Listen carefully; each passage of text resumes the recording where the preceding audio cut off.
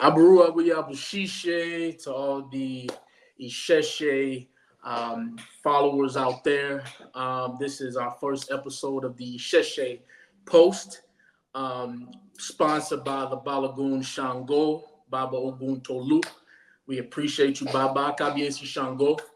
I got my co-host here, Orisha Bemi Jagoon Shango, USA. What's going on, my brother? Boy, I'm good. How you doing, Baba? Man, I'm good. I can't complain. Glad to be here, man. Yes, sir. Yes, sir. Kabiese, hey, shout out to Baba Balagoon Shango, USA, Ogun Tolu, pretty much being the foundation or the bridge, for creating this opportunity for us to even collaborate and come together, for this process and this purpose. So I definitely give a huge mudupwe and appreciation to the Balagoon Shango USA for making that happen for sure. Ashe. Well, man, I want to get right into it. Let's get it. I know you've been in this tradition for a while, and now you're on the other side of things. Today, I'm gonna be doing the interviewing. We're gonna talk a little bit about your journey. So with you, what is your journey been like? So far as being the new Jagoon Shango USA, and what was that journey like? Before and after. What was that like for you? Powerful. I'll say that'd be the first word that comes to mind. Transformative, humbling, and I feel gratitude, humility, because for me, I studied the Orisha Isese traditions for probably, I want to say maybe 5 or 6 years before I actually had a teacher, who I met or who I knew in person, before I actually had a priest or priestess who was in the tradition, who can kind of teach me and mold me and kind of guide me along my way on my path, in real life. So the very first time I got exposed to it, I would say, was from a online mentorship program with Chief Louisa Tish, and she's a very powerful elder. She's a priestess of Oshun, and she's also an author. She wrote the book Jambalaya.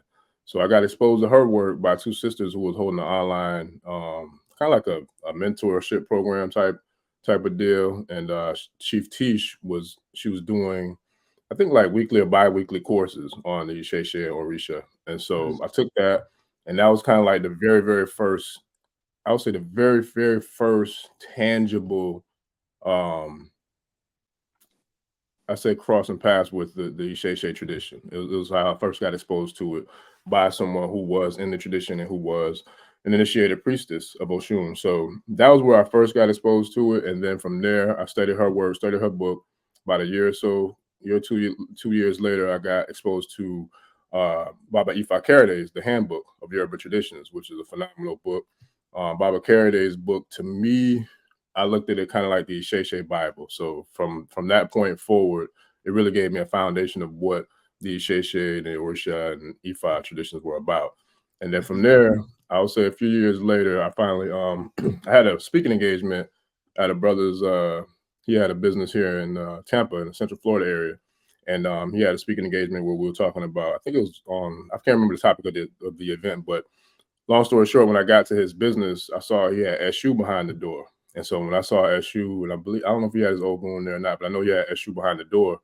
And for me, that was like the light bulb that went off, like, okay, this is somebody who knows what I need to know to get to the next level with this tradition. So from there, I asked him about it. We got to chopping up and building about it. Shout out to the chief priest, Pharaoh Oduduwa. He was the one who exposed me to, or introduced me to, my godmother. And then from there, the rest is history, bro. Nice, man. And that's really cool. That you pay reverence to those people who have helped you along the way. Because a lot of people tend to forget exactly where it all started. So I think that's really, really cool, man. So after you became Balagoon Shango, like what, how did that feel, man? What was that feeling? How was it? And what was it like, being with Ogun Tolu, with him, really showing you the ropes and all that good stuff, man. Like, tell us a little bit about that.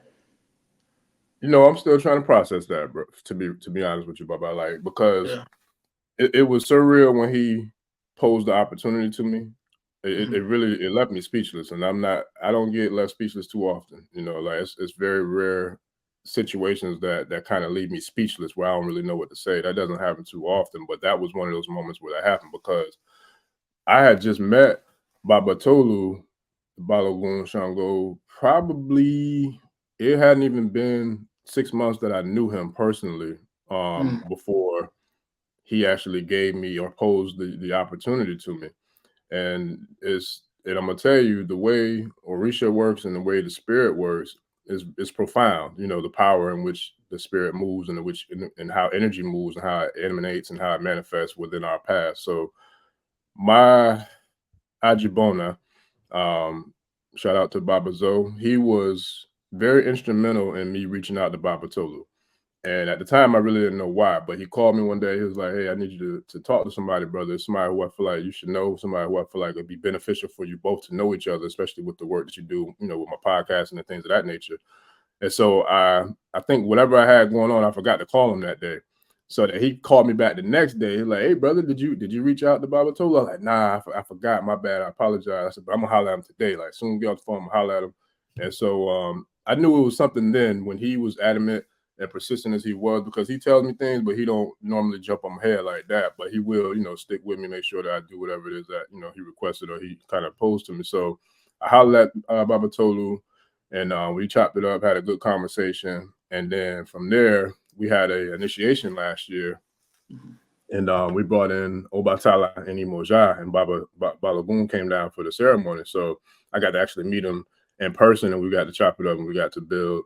And so then I think I feel like it was a more impactful energy exchange because we got to really, see each other eye to eye and speak, in terms of being in person and really reading the room and reading each other in terms of what the energy that we felt, amongst each other. And then we got to speak with my godmother, who he has a relationship with her as well. So Mhm. from there, a couple months went by, and then all of a sudden I got the call. He was like, "Hey, I got an opportunity for you," and it honestly was surreal because at that point we had already scheduled the trip to go to Nigeria for me to receive Ifa, and so that was already on the menu. It was already on the itinerary of things to happen. But then when he posed the opportunity for the Oloye, the chieftaincy, that it threw me like it was powerful. It was a powerful conversation. To this day, I still remember, like, I literally was speechless because I couldn't believe what I was hearing. And so fast forward to when we actually get there. I mean, from the very beginning, bro, like as soon as we touched down, once we got to Oshogbo, Mhm. but it was like it was real life royalty. I mean, from the very beginning of that trip all the way until we left, it really was like coming to America, except for it was reverse. So you know how when Eddie and Arsenio came to America from Africa, right? How they was kings, and the whole, you saw the movie, right? So, Right. but for me, it was the opposite. It was like coming from America, going to Africa, and seeing the reality of real life kingship and real Mhm. life Isheshe, real life Ifa, and real life where this is the origin. Like this is where it began. So for me, from the time we got to Baba Chief Amitulu Shitu's compound, we really were treated like kings. I'm talking about we didn't even take our bags out the truck, out the van, bro. Like we had people helping us with everything. I Of mean, course. everything we needed, we had help with. And then from that point forward, we went to, I want to say, 3 or 4 different kingdoms. We met 3 or 4 different kings. We met, well, I guess we'll probably get into that a little later, but we met the Oni. But even before that, it was just the whole energy of even being on the continent was Mhm. surreal because breathing the air, looking in the sky, seeing the birds, like all the elements that I think a lot of us take for granted. I was able to not only be immersed in, but to be able to feel and like resonate with being on Mother Africa and being on the continent. And so to get to go through that experience and then to get to go, to Ilubu, to go into Ifa, and then to see the Araba of that town come through and give us his blessings while we were, preparing for the mat. and then to go through the actual ceremonies of Ifa, then to go through Baba Balogun actually received another chieftaincy in another town, you know, before we even got to doing the Jagun ceremony. So it was like I got to see firsthand what it looks like for someone to be honored, you know, and receive a chieftaincy, you know, in front of me, and then be a part of that as well. So it was a very powerful experience. And then when to come to the Jagun ceremony, that one was profound. And when we talk about power, we talk about energy, we talk about um just like the manifestation of how the elements of nature all kind of come together and coagulate together and come together as, you know, the whole. It was extremely powerful, brother, because for all 3 days of our initiation into Ifa, we had storms that were like storms that would be in Florida, right?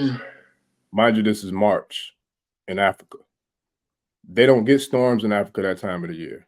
So Right. right then and there, as I'm sitting in the room, sitting on the mat, ready for this life-changing experience to take place, Mother Nature starts to really start to Mother Nature. For sure. I mean, storms was powerful, brother. Mind you, yeah, is my mother.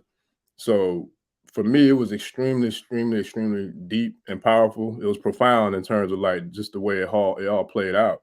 So to have those storms come during that ceremony was powerful for all 3 days. Mind you, they don't happen. They told us that was the very first storms they had in Africa that year, in Nigeria that year. That was like the very first storm. So to me, nature was communicating with us as well. So I fast forward to the Jagun ceremony, and the same thing. We had another powerful storm come through, you know, and the thunder and the lightning. Of course, for those who are in the tradition, you know the significance of the thunder and lightning when we talk about Shango, you know. So for that to happen during that ceremony, it not only showed me that this is what was supposed to be, but it actually revealed and it solidified in my mind like this is what was destined to be. And Sure. for that, you know, I definitely give, you know, all humility, all praises, and all honor and reverence and thanks, you know, to Baba Balogun Ogun Tolu, as well as Baba Shango as well. So it was powerful, and to hopefully not go too far around answering the question without answering the question directly. It was surreal. All I could think about when I was standing on the stump, you know, as the process was going on, as to being crowned with the Oleye and Jagun Shango, was like how many of my ancestors paved the way for this opportunity to take place, right? Sure. And then not just that, how am I going to invoke the power, the energy, the force, the resilience, all these things, all these elements that it takes for us to be who we are and what we are, where we are, right? Especially being prisoners of war behind, you know, the lines, enemy lines of the Corporation of America. For to be standing on that stump, standing in that place with that ceremony happening, it was profound, brother. Like I'm still processing it, to be honest with you, but it definitely gave me a whole nother level sense of security in terms of we don't move by ourselves. You know, we move, you know, in unison with forces. And so it was a very powerful experience, and I'm still processing it, but I look forward to the opportunities because we wouldn't be on this call if it wasn't for that ceremony, if it wasn't for Balogun, you know, kind of paving the way for what all he's done for this tradition for 40 plus years. Sure. So let's take a step back Gotcha. because you have the best of both worlds. And what I mean by that is that you not only receive Shango, you not only receive Jagun Shango or Loye, but you also have the path of Obatala. Mm. So you have the best of both worlds. So talk to the people about exactly what Obatala means to you as well, with you being an Obatala priest. Because a lot of people don't really, get a chance to really hear that side of you as far as, being an Obatala priest, man. So give us that, along with the journey going into Shango. Mm. Well, first I give thanks for that question, man. It's definitely different being on this side of the podcast. But Baba, uh, he saved my life. I'll say that because I wholeheartedly, when I first started really learning a lot about Isese, Ifa, Orisha, I thought Shango was my father. I thought Shango was my head. Because as I learned more about all the Orishas, all their characteristics, all their traits, all the elements that, they were attributed to them, I felt like out of all of them, I felt like Shango resonated the most with me. I felt like I saw the most similarities with Shango and his energy and everything that Shango was about. I saw that to be what I thought was me, right? So the very first Orisha, uh, the very first Orisha item that I purchased was a small statue of Shango that I kind of created like a little Shango, a little baby Shango shrine with, right? So mind you, this is like 2 or 3 years before I even met my godmother, before I got my Elekes. I was thinking all along Shango was my head. So when I go to get my Elekes, of course I went through that ceremony, that ritual, and we had to find out who my head was. So when we got down to it, during the divination process to determine who my head was, I found out it was Obatala.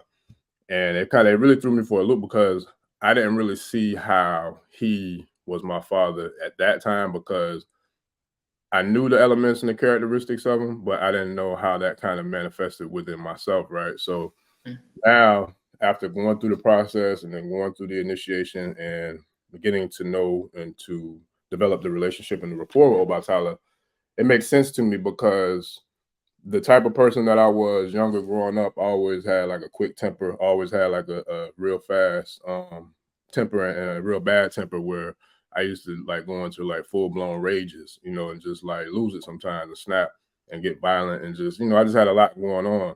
And so when I found out about Tyler was my father, it made a lot more sense to me because I felt like he had to bring peace, serenity, calmness, clarity, all these things that Obatala personifies, right? He instilled that in me in order for me to grow and to expand, along my path and my journey.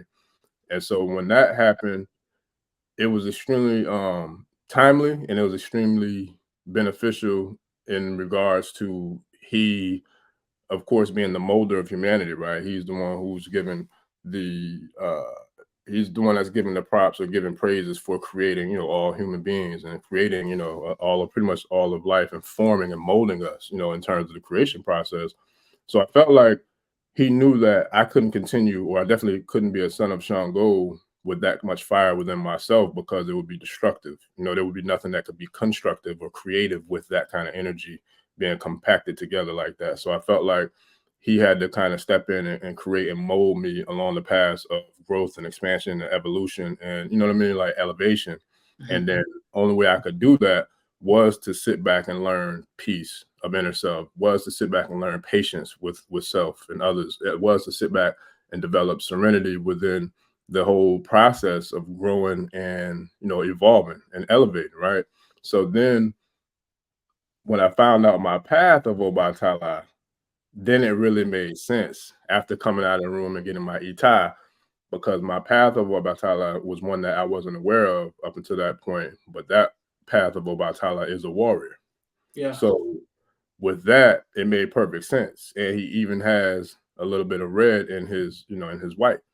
And so now we go back to how the alignment with things, how things come together with why I thought Shango, was my head, and then why I feel like Obatala was like, no, not necessarily. I'm going to take care of that. I'm going to be your father, but Shango's still going to have a major role in your life and a major role in your destiny. So it was like they both was working with me simultaneously. And what's even more dope is like the further I went along in my journey, I look back to one of my favorite baby pictures, and I was wearing white and red in that picture. You know what I'm saying? I'm like, man, they've been there from the very beginning. You know what I'm saying? So it's like it was dope. It was dope. So to answer the question, I feel like Obatala gave me a whole nother level of being mature and being able to kind of take on his attributes and characteristics of being a father, of being peace, of being of serenity, of being, patient, all the things that it takes for a father to be with his children or with his tribe, So I felt like I had to kind of learn how to embrace those elements about Obatala in order to further, go further and higher in my journey in terms of the Isheshe spiritual traditions. Ashe, Ashe. Well, so we're gonna move. We're gonna take about 10 steps forward. So now that the people know your path between Shango, Obatala, being an Oloye. What was it like being in Ife, meeting the Oni? What was that experience is like? Going to this Oni's palace, and really being on another level of kingship, and what was that experience like, amongst his people? It was powerful, brother. Like it was surreal. It was surreal for real because that opportunity for me was profound in the sense that I know that you do community work, and I know you're very passionate about doing work in the community and working for with our people and Mm-hmm. serving our community and serving our especially our youth and our young kings and queens, right? So I have a similar path as well. So I've been doing community work since like 2016, 2017. I've been working with the youth and just kind of trying to pour into the community in any way I can, because something that I don't speak about often is my past. And in my past, when I was younger, I was a teenager. I made some bad decisions that kind of kept me from pursuing and following and accomplishing my goal and my dream to make it to the NBA.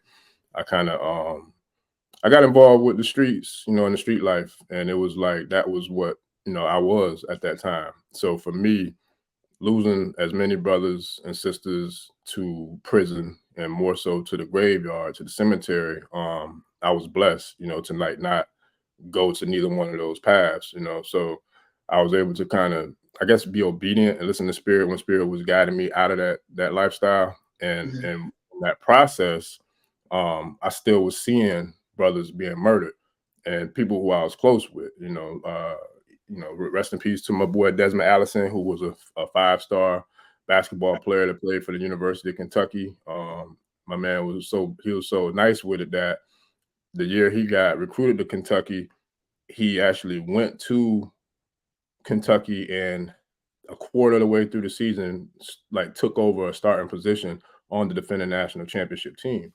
Right. So I played ball with this dude growing up. And I mean, he was a beast. He was the illest person I ever played with. And, I just had so many different people who should have been, at the top of their game and been professionals, but they were still victims to these same streets. You know Right. what I'm saying? So for me, that really cut deep. And I feel like the ancestors and the Orishas, they were all with me, guiding me out of that lifestyle and out of that path. I think preparing and setting me up for the opportunity to be doing what I'm doing now, because now I can share experiences, I can share things with the people who I grew up with that never had the opportunity to see or even know about some of these things. I can show them these things, via the YouTube channel. And I say all that to say that coming from the environments that some of us come from, not only do we not even know that we are real kings and queens, but we don't know that it truly, really exists. And a lot of us have never actually seen this. You know what I'm saying? So when you live in America and you're constantly being inundated by the media, who's portraying you as being thugs, who's portraying you as being killers, who's portraying you to be a goons, who's portraying you to be savage animals and beasts, right? Which that's what we see on a regular basis, especially with our children and our babies, and then not to mention all the other agendas that's going on now, right? We don't get to see what real life royalty looks like. So I said all of that to frame all of this is that when I got to take that experience in, it wasn't just me who took that experience in. I was representing everybody who, what I'm saying, ever like connected with me, or everybody who I'm connected to. I feel like we all was in that palace because I was representing all of us. That's how I felt. And to be there and to see a real life palace, it was like a dream come true. And I'm a revisit the coming to America thing, because we saw, what it looked like, with royalty on TV. we saw it with Chief Jaffe Joe and with I can't remember Eddie's character's name in there, but with Akeem, you know what I'm saying? So we saw that. Mm-hmm. And that was dope to see that then, because I think that's the closest that we had to knowing that we were real royalty, especially back in the 80s and 90s, right? So for me, you know, studying Kemet, studying the ancient Egyptians, and studying Ifa, and studying all of these aspects of African traditions and African heritage and African culture, to be able to see the real king in the real palace sitting on a real throne, it was powerful, brother. Like I couldn't wait to get back and show it, to my family, because it was like, yo, we really are kings and queens. Like we really sitting on real gold thrones, like in palaces, you know what I'm saying? Like that's enamored, I'm talking about. Like it was a beautiful palace, and he has gold statues of Oba, and you know what I mean? Like it was powerful, bro. Like, and then we got to get the history and the tour of how this particular Oni even, got to the throne. And when the tour guide gave us the story, which is on, I think, episode 26 of the Ashe African Spiritual Experience podcast, but when the tour guide gave us the tour, he literally broke down from the very first Oni that sat on the throne in Ile Ife, which was Oduduwa. Right. So now you talking about real life deities, real gods. We're talking about real immortals, and they have the history of this from the very first one, which was Oduduwa. So the first four Onis that sat on that throne prior to the current Oni who sits on the throne, the first four were actually immortals. They were from the realm of the gods. So they still are really here. Like they just disappeared. He said they just, what I'm saying, like kind of left. They didn't die. They just left and gave the throne up for the next owner to sit on it. But we would never hear about nothing like that here in America, especially in the educational system. You know what I'm saying? Right. So to be able to see it and to experience it, it was powerful, bro. Like I never would have imagined that I would have had any of those experiences on my very first trip to Africa, right? And then to actually be in the king's chamber and meet the owner and then have him bless our Ori, it was powerful, and I give a huge thanks and Mudupwe to Baba Chief Amitolu Shitu for making that happen, because I mean he made one call, bro, on a Tuesday night. That Wednesday we in the Oni's palace, actually meeting the Oni. You know what I'm saying? Like, so it was a profound experience. I mean, just being there, I felt the energy of royalty. I felt the energy of greatness. I felt the energy of Ashe. I really felt the Ashe permeating throughout the entire palace. So it was a feeling that I'll never forget, man. And it's still, like I said, some of it's still surreal. It's not really sinking in that actually happened. Even like watching it, like looking at it, like, damn, like that actually happened, because I've seen the Oni in multiple documentaries. I've seen him online. I've seen, how he moves. And this is like, it's dope to see Black excellence at that level, because that is, to me, the definition, and I feel like the picture of Black excellence, which is a Black king sitting on a real gold throne. So I think it was a profound experience, and I'm really grateful for that opportunity. Yes, indeed, man. Yes, indeed. So, I want to talk a little bit, about Ifa, man, and when you got initiated to Ifa, um, what were you doing, prior to that? I know you say you had a street background, and you have friends who were in the streets and stuff like that, man. So, I really want you to, break that down, and how, Ifa changed your life when it comes down to, you seeing people within the street life, and how, you want to impact those people who are, incarcerated, the works, because there needs to be change within that. Because for myself, and this is something else I want you to, intertwine with it, is I see there's a lot of people who are behind bars, but there's no sense of respect for Ifa within the prison system. Mm. And when it comes down to every other religion, or whatever the case may be, they hold the utmost respect for what that is. So when it comes down to Ifa, how do you feel as if we can change the narrative when it comes down to that, with the Balagoon Shango office? What are some things that you feel as if, we could impact for those people that are in the streets and those that are incarcerated? Hmm. That's another powerful question, brother. I appreciate that one.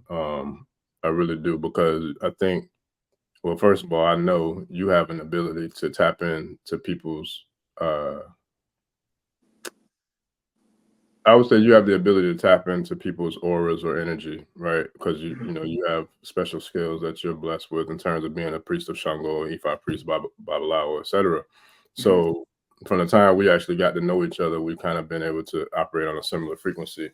And I really am appreciative of that question, because I was just pondering something very similar last night, you know, getting ready for today's show. But first and foremost, I think to answer the first part of the question, if I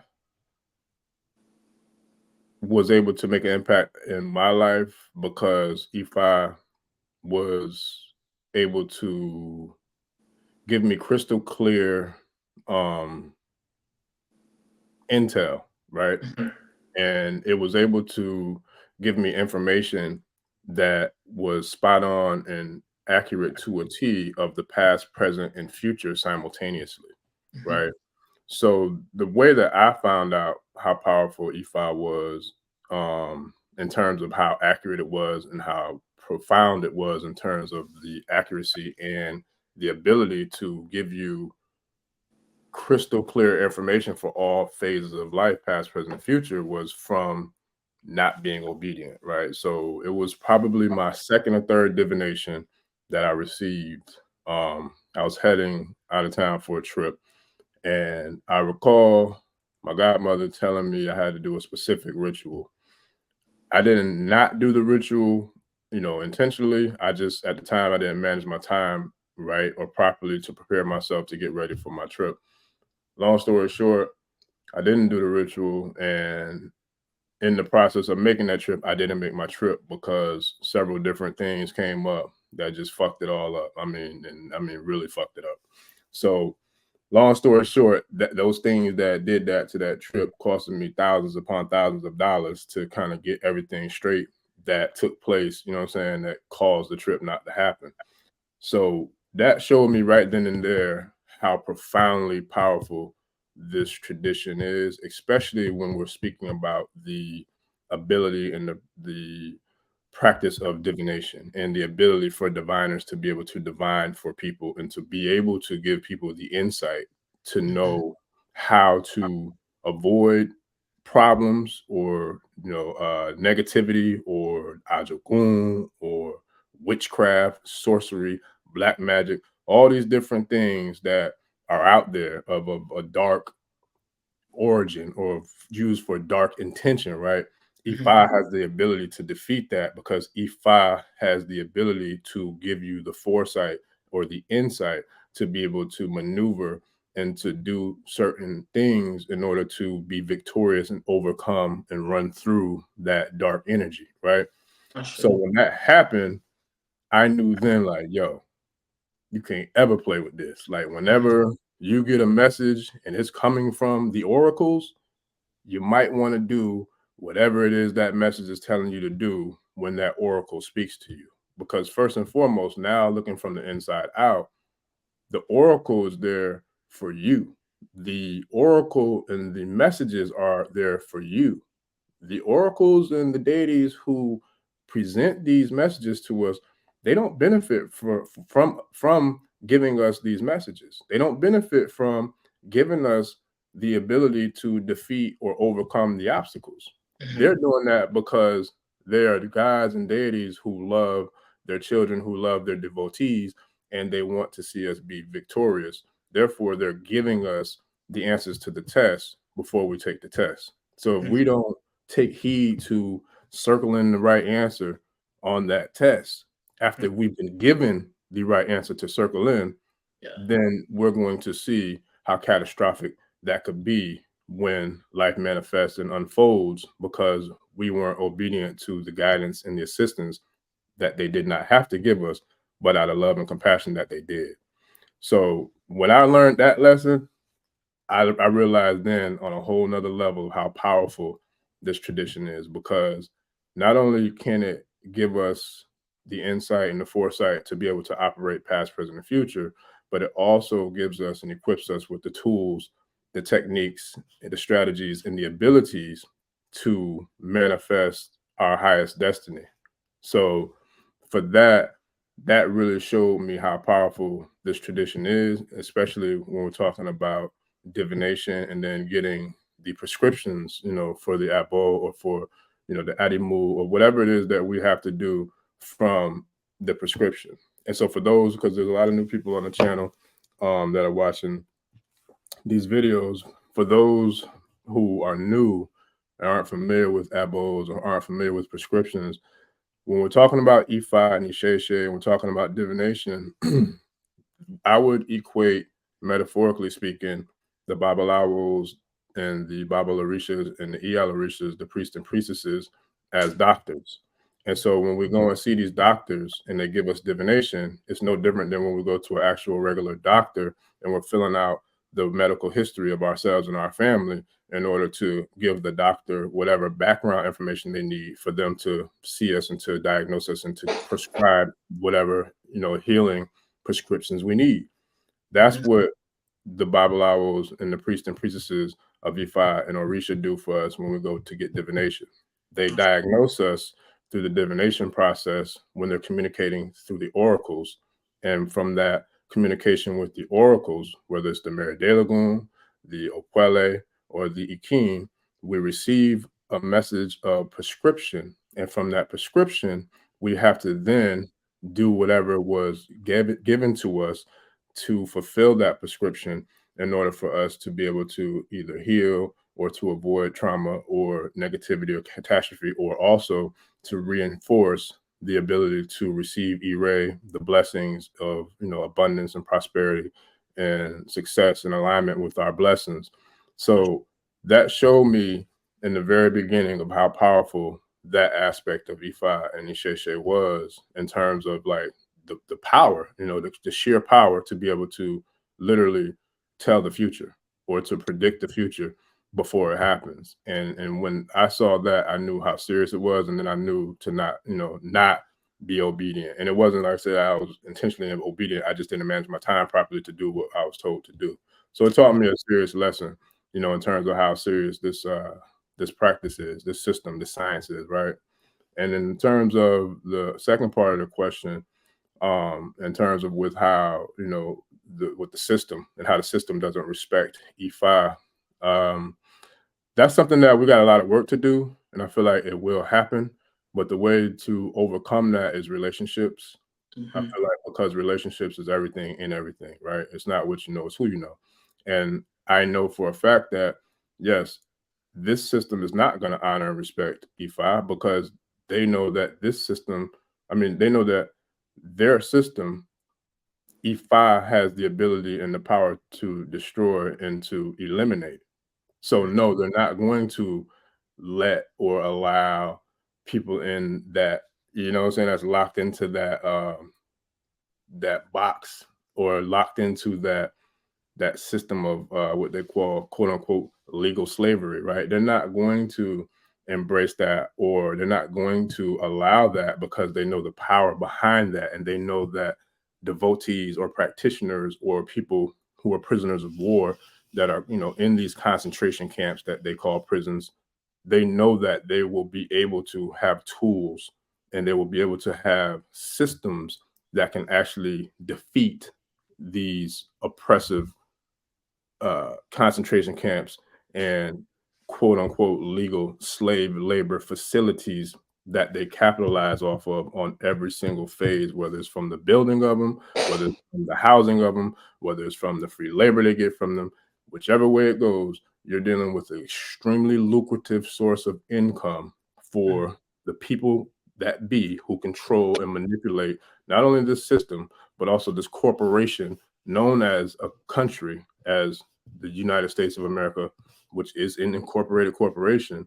Well, the people who have vested interests in this corporation have vested interests in free slave labor. Those are the same people who are descendants from the ones who kidnapped and snatched our ancestors from the continent to do exactly just that, get free slave labor. So, yeah, it could be done, but we have to build our relationships, not only within our community, but we have to build our relationships throughout the globe, and then manipulate and activate those relationships in order to kind of unite and bring them together so that we can strategically utilize the power of Ifa and the power of Orisha to be able to do what it does without us having to really do too much of, what I'm saying, like giving into this quote unquote system. So I think that's the way I can see that Ifa and Isese can be beneficial and can be something that, can be productive in terms of how we can utilize it to help our people who are incarcerated and who are behind bars. Yeah, so I like the fact that you talked about going to get divination, right? A lot of people really don't understand the importance of divination and listening to the messages, because Ifa is here to look through all the cracks and crevices of our lives. At that point in time, Ifa is like, we see this on the left side, we see this on the right side, we see what's coming, before you, we see what happened after. Mm-hmm. We see, everything. So at the end of the day, man, a lot of people really, need to know not to really take that for granted.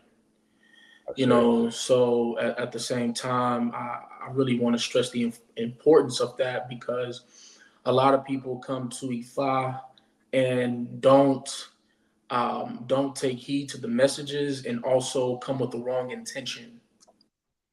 Divination is also about intention, and people don't put enough emphasis on the intention. Because if you're trying to get divination, you're trying to talk to a Babalawo to hurt someone, or you're trying to talk to a Babalawo to get you out of a situation where you're not doing the right things. You don't have what we call good Iwa Pele.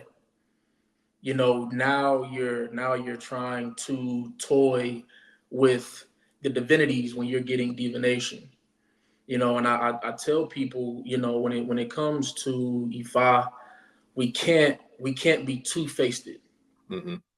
You can't expect to have one foot in the streets and one foot inside of Ifa, and expect a Babalawo or a Yanifa to come to the oracle to support that situation. And we've seen people do that, but unfortunately, that has some backlash that comes with it, because as you call upon your ancestors, as you call upon the Orisha, we have to be mindful of what we're dealing with. If you want to be on the street side, or you just want to be straight spiritual, you got to choose one. You have to choose one and stick with it. Because trying to do both will put you behind bars, or or 6 feet under. Yeah. You know what I mean? Or in the physical realm, we have heaven and hell in the physical realm. You know what I mean? So at the end of the day, man, like a lot of people really don't understand that. A lot of people come to Ifa to toy with it, to see what they can get out of it, instead of being consistent with it. Mm. It's like, if you're gonna do it, be consistent. Right. You understand? And even, for the people who are incarcerated or whatever the case may be, I feel like, they should appreciate the consistency, because, like me and you have talked before about the relationship between Ogun and Shango. When you're in the court for your sentencing or whatever the case may be, you're dealing with Shango in that moment. Mm-hmm. When you go behind bars, you're dealing with Ogun.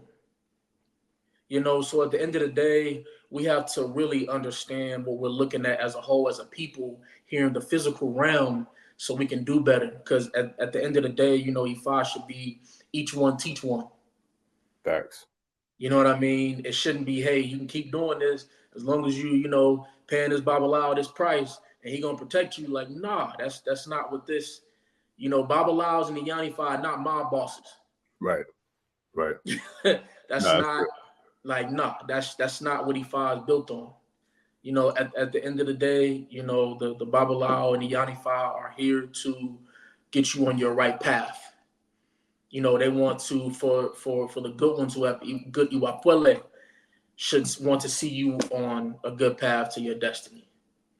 And Ashe. that's what, you know, the Sheshe post is about, man, is, you know, really focusing in on people having that good Iwa Pele and us building together, you know, so people can really learn about, you know, what this about. And also, you know, um, if you want to get inside of it, you have good people who can tell you how things should be done, you know. And, you know, for myself, being born into the culture is different for me, you understand, because, you know, my father's a Babalawo, you know, my grandfather is a Babalawo, my grandmother Yanifa, you know, and so on and so forth, you know, my aunt, my grandfather's sister Yanifa, you understand. So you're talking about back in, you know, the late 90 early 90s and 80s, you know what I mean. So at the end of the day, like, for myself, it's a lot different, and I want to be able to express that to people when it comes down to Ifa, you know. And even, you know, for people who go on to be Orisha priest and, you know, become a lawyers one day or whatever the case may be, man, just a matter of, you know, just keeping that in your conscious and your subconscious, of just having good Iwa Pele to move forward to, you know, if you have an Ile one day, whatever the case may be, to help your people, you know. So that's what we're about here at the Isese Post. Ashe. You know what I Ashe. mean? And So, I wanted to real quick, like before you hit the next question, I wanted to share something too. Just listening to you say that, like I wanted to let the people know, like, and that's not even like for real. Yeah, that's a Ifa Isheshe. That's a name, right, for identifying Iwa Pele, which is good character, balanced character, right? But if we think about it in layman's terms, and just as a human, it really yeah, is just doing the right thing and moving with integrity. Because at the end of there the you day, go. it don't even have to be an Isheshe thing, because There or you a go. Christian thing or Islam thing or Buddhism thing or Hinduism. Like, it don't even matter. Like, for real, if you just doing the right thing overall, it comes back to the laws of the universe, which is karma. You know what I'm saying? Karmic law: as above, so below; as within, so without. But what goes around does come around. You know what I'm saying? So at the end of the day, it's really about just doing the right thing.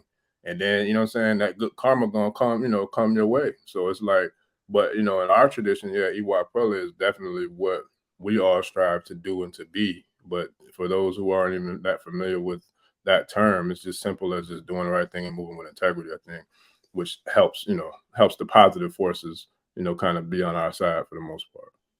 Of course. Um, so what has it been like, you know, for you and, you know, your family? You know, how has your family adapted to, you know, you being a Babalawo and a lawyer? You know what I mean? Like, um, how how did they adapt to that? And, you know, how did they show their level of appreciation for you, you know, after that happened?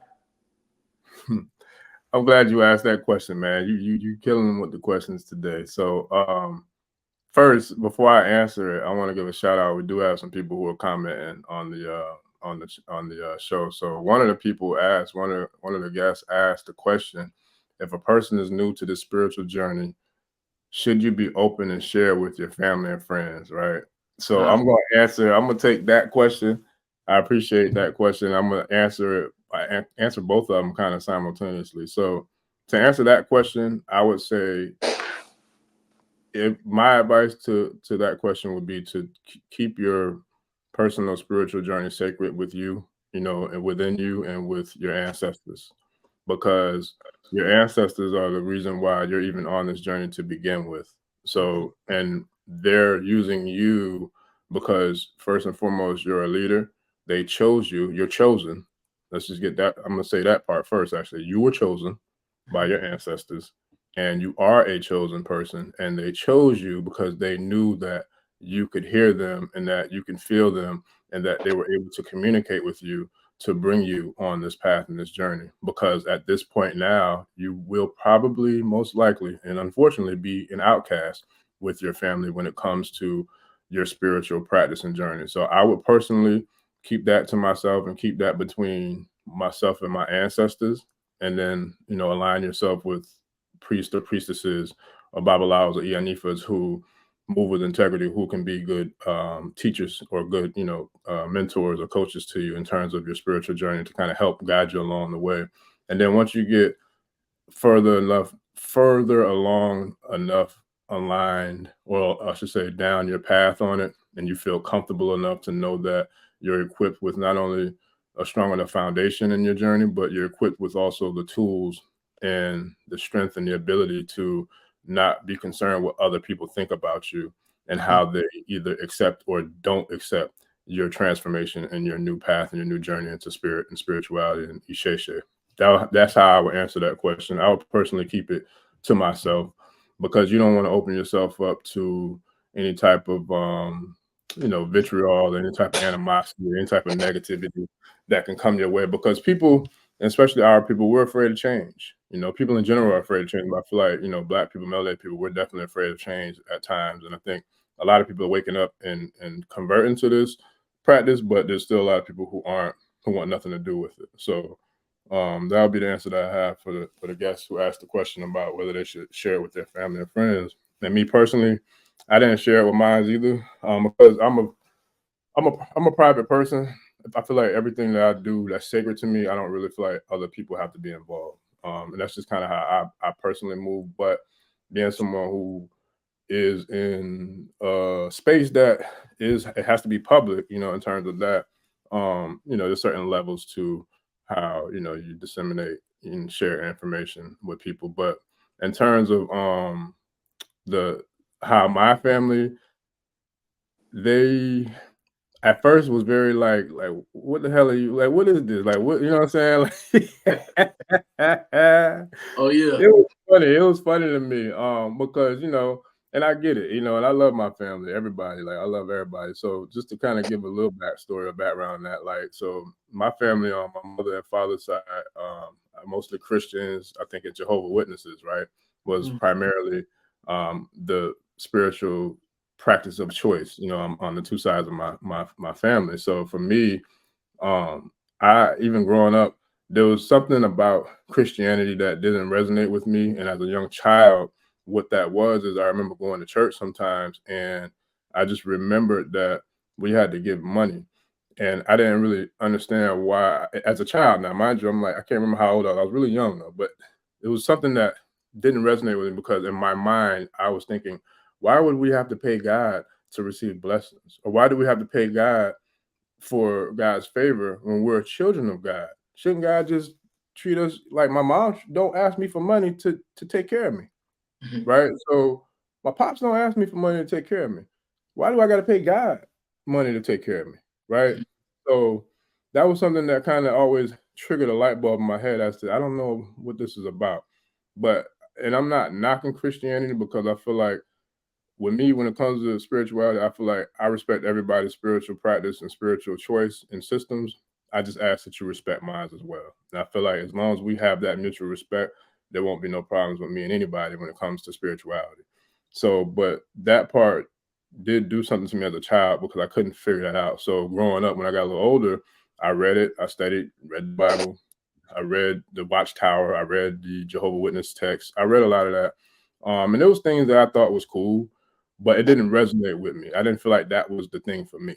So then I started studying Islam, and Islam resonated a whole lot more with me because once I got deeper into Islam, I started studying Malcolm.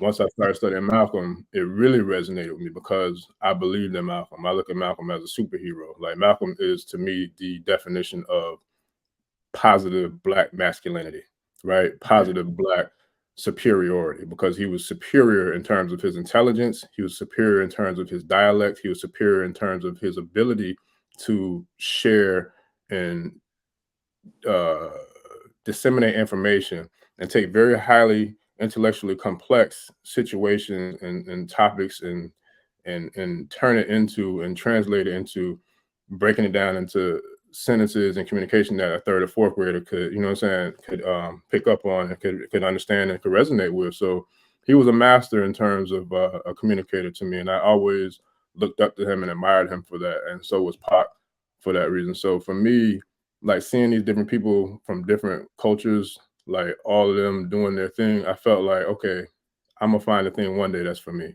And so when I found Ifa, I felt like that was the one thing for me. The comedic sciences was there first. I really felt like that with that as well, but I had no access to any priests or priestesses who could take me to the next level from what I already knew. So that's how I kind of went more towards the Ifa and Isese path. But the deeper I went into both, the deeper I saw they both was interconnected. They both was kind of like the same system of sciences, just different names from depending on what part of the continent that it came from. So I say all that to say that my family didn't really embrace it or, kind of welcome it, but they didn't like turn their back on me or like outcast me per se. And when I Mhm. say family, I'm talking about my immediate family. I don't really care what, like, my, if it's not my parents, my siblings or children, if it's not in my inner nucleus of family, then it don't matter to me anyway. You know what I'm saying? I mean, I still love them, but I'm not gonna let anybody's feelings dictate my journey. You feel me? And even Mhm. if it was someone in the inner nucleus, I'm not gonna let that happen either, because I know what this spiritual system has done for me in my life and my path, and I know that I have an undeniable sense of loyalty to this system and religion, because this system and religion has an undeniable loyalty to me. So therefore, it's kind of like, I gotta do what I gotta do regardless by any means necessary for what I know is gonna work for, for me, and what has been working for me. But they they were a little like, had eyebrows raised and curious and didn't really know what to take of it at first. But now I feel like that, they accept it, and I feel like they embrace it. And then seeing like how it's been able to open doors and create opportunities, and to give me opportunities to elevate in different levels in my life. I think now it's being respected, and Mhm. that part means the world, because I feel like people don't have to like you, and they don't have to like your spiritual system, but if they respect it, to me, that's more. I feel like that's worth more than people liking it. So yeah. Nice, man. And it's very interesting that I asked you that question. And then, um, the lady Crystal, she asked, a similar, question and whatnot. Mhm. And I also want to answer her question as well. When it comes down to family and friends, I tell people, that, you know, when it comes down to, spirituality, we have to think of our ancestors first. I say. When someone, when a tragedy happens, someone gets into a car accident or whatever the case may be, the first thing that they do is call on an ancestor before they call on God or whatever the case may be. Logically, we know that our ancestors look over us. So from that aspect, a lot of people have to understand that, if you know that an ancestor is looking over you and they're protecting you, um, there shouldn't be any judgment about spirituality. I say. So to talk to friends and family, it's like, yo, like, when we pass away, do we want to be forgotten about? Like, what is, we don't know what that feels like. Even to the people, to our people in the spiritual realm, they don't want to be forgotten about. So the fact that we can think of them for protecting us and keeping us alive here in the physical realm, we have to honor that, because when we leave, we want to be honored too. I say. And the same thing goes for the Orisha and all of that good stuff, man. Like, a lot of people have to understand how they're parallel to each other. When you think about your ancestors, everything makes sense. You know what I mean? So it's not about judgment and what people are going to think about you. Even in our own walk, as we wear traditional clothing, at the end of the day, people look at you with a certain level of respect because they know what it is. You understand what I'm saying? So whether it's family, whether it's friends, they're going to respect you from a different standpoint. So, and that's what, a lot of people have to see the change within you. When people see the change within you, then they want to exercise, they would like to exercise what that is that you're doing as well. Mhm. You know, but if people don't see change or people don't see the light that's shining, you know, within you, then a lot of people question what you do. You understand what I'm saying? So, yeah, you know, to answer, you know, Crystal's question as well, I feel like, you know, that's definitely, you know, very, very important, you know. But today, I want to thank everybody for watching, and I appreciate you all, you know, tuning in.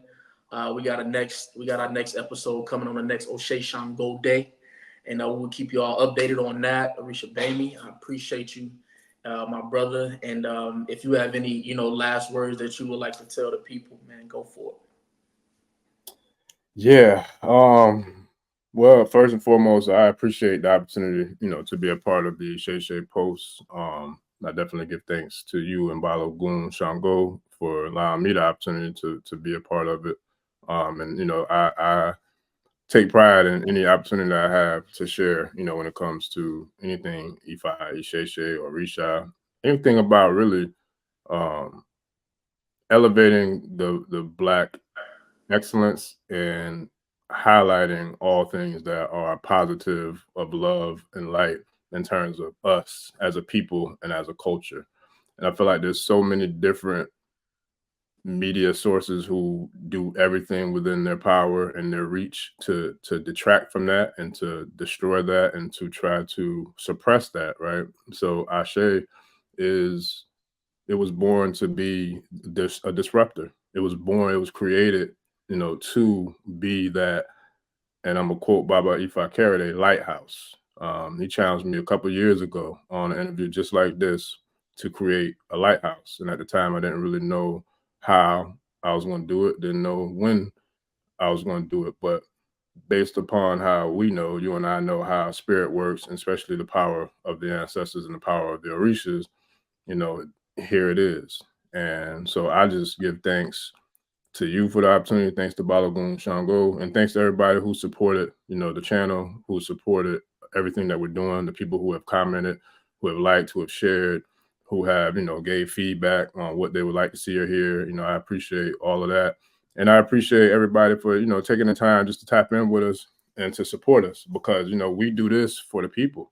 We do this for our families and we do this for our communities, but first and foremost, or I think, or most of all, we do it for the culture because we do have a divine, regal, royal culture, you know, and heritage. And I feel like, you know, everything that we talked about today, all the questions that you asked, phenomenal questions, by the way, it gave me the opportunity to share, you know, my perspective on us as a people and how I look at and embrace and celebrate and am proud to be a part of this powerful historic culture. And so I just give thanks for the opportunity and appreciation to everybody who's tapped in and who've been with us, you know, along for the ride.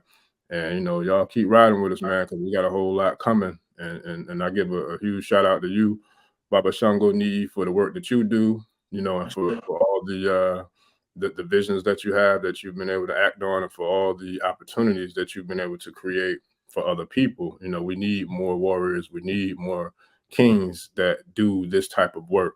And so I give thanks for, you know, all the kings and queens who have been on this platform, who are doing this type of work with me. And I know for a fact that I have, you know, I feel like a team of X-Men, you know, that it's a whole nother level of power that's behind this movement. And I just give thanks to everybody, you know, for tuning in and tapping in with us.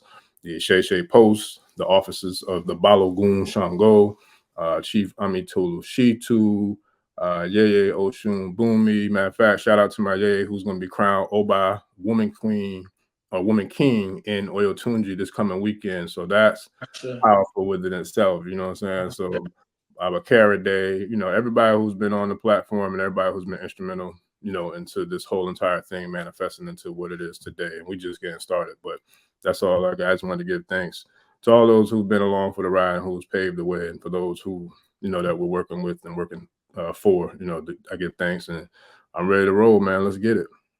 Ashe. And I want to give a shout out to Link. We appreciate you, my brother. Yes, Link and sir. Martika, we appreciate you Yes, all. sir. Um, And I would like to, leave everyone with this, and we can go ahead and log off. I pray that, everyone has, longevity. I pray that everyone has J. I pray for everyone that's listening that we have, good relationships with our mothers and our fathers. I pray that, we have a great relationship with our ancestors, especially our ancestors on our mother's side, because our mother's side is going to give us everything that we need this year, as the Odu of the year is Otura Obe.